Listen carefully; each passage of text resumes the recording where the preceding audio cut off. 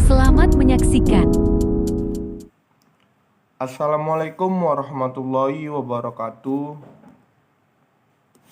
Baiklah, perkenalkan nama saya Muhammad Tri Afrialdi Nasution, NIM 118207121362.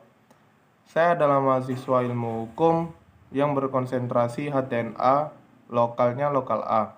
Baik, pada kesempatan video kali ini adalah bentuk video yang mana ditujukan sebagai ujian akhir mata kuliah hukum dan kebijakan publik. Setelah apa yang disampaikan pada pertemuan sebelumnya minggu ujian apa yang harus dijawab.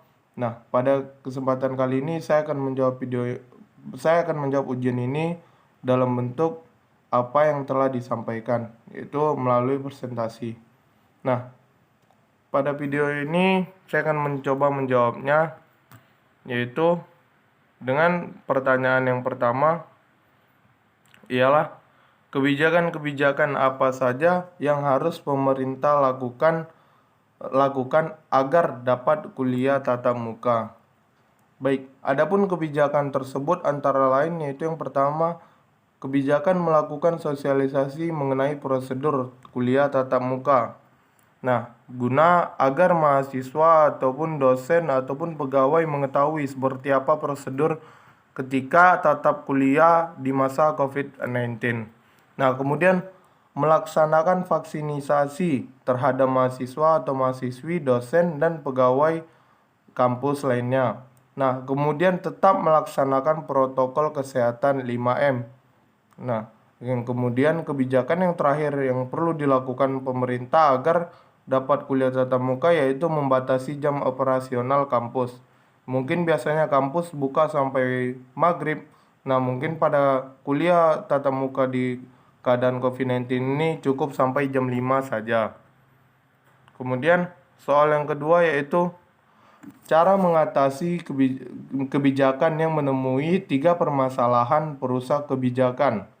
Adapun perusak kebijakannya itu permasalahannya pertama hambatan politik, yang kedua kelemahan institusi atau manajerial, yang ketiga perbedaan antara agenda dan tujuan. Adapun cara mengatasinya yaitu kalau terjadinya hambatan politik, perlu hal yang dilakukan dalam pembuat kebijakan itu yaitu melakukan sterilisasi terhadap orang-orang yang bergabung dalam pembuat kebijakan tersebut atau anggota-anggotanya. Nah, yang mana yang mempunyai kebijakan atau yang mana yang mempunyai kepentingan pribadi, maka itu tidak akan bisa dimasukkan dalam suatu kebijakan. Kemudian, jika terjadinya kelemahan institusi, yaitu melakukan pembinaan guna meningkatkan manajerial, kemudian meningkatkan perencanaan dan tujuan kebijakan. Itu pertama tuh kita lakukan pembinaan dulu agar si pembuat kebijakan atau saya yang membuat kebijakan lebih paham dan lebih terarah lagi seperti apa yang kebijakan yang saya buat. Kemudian meningkatkan perencanaan dan tujuan kebijakan, yaitu lebih memfokuskan bagaimana perencanaan dan tujuan dari kebijakan yang saya buat agar tidak ada terjadinya kelemahan institusi. Kemudian melakukan ketegasan mana yang menjelaskan bahwa bagaimana agenda kebijakan dan bagaimana tujuan dari kebijakan tersebut. Yaitu kita harus menjelaskan, menegaskan seperti apa agenda kita dari kebijakan kita buat ini. Seperti saya kebijakan desa tentang pembudidayaan ikan di desa. Yaitu kita jelaskan bagaimana agendanya dari kebijakan yang saya buat ini dan apa sih tujuan dari kebijakan ini. Nah, itulah kita perlu melakukannya ketegasan. Nah, agar tidak ada terjadinya 3 permasalahan perusakan kebijakan tersebut.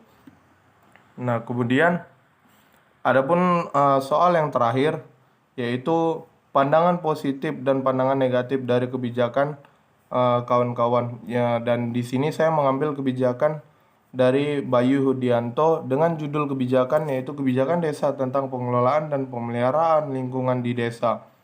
Nah, adapun dampak positifnya yang saya ambil dari kebijakan ini yaitu kebijakan ini sangat baik dilakukan guna menjaga desa tetap bersih lingkungan.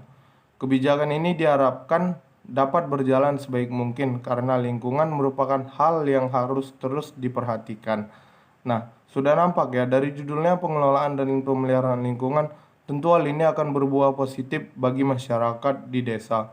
Karena itu tadi lingkungan sangat harus diperhatikan. Karena kalau lingkungannya saya tercemar, maka tidak akan baik, bisa menimbulkan dampak banjir ataupun dampak-dampak yang lainnya. Nah, adapun pandangan negatifnya yang saya dapatkan dari pandangan negatif saya terhadap kebijakan ini, yaitu kebijakan ini perlu ditekankan lagi dan ditegaskan lagi agar lingkungan maupun pemeliharaannya tetap tepat ke sasaran. Maksudnya uh, jangan hanya pemeliharaan atau pengelolaan lingkungan ini terjadi di sekitar, misalnya di sekitar kepala desa atau rumah-rumah petinggi yang lainnya.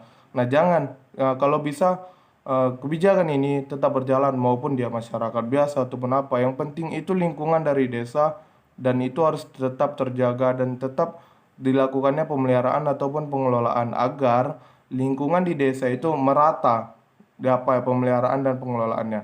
Nah, mungkin itu saja yang dapat saya jawab Pak dari 3 soal yang Bapak berikan minggu lalu.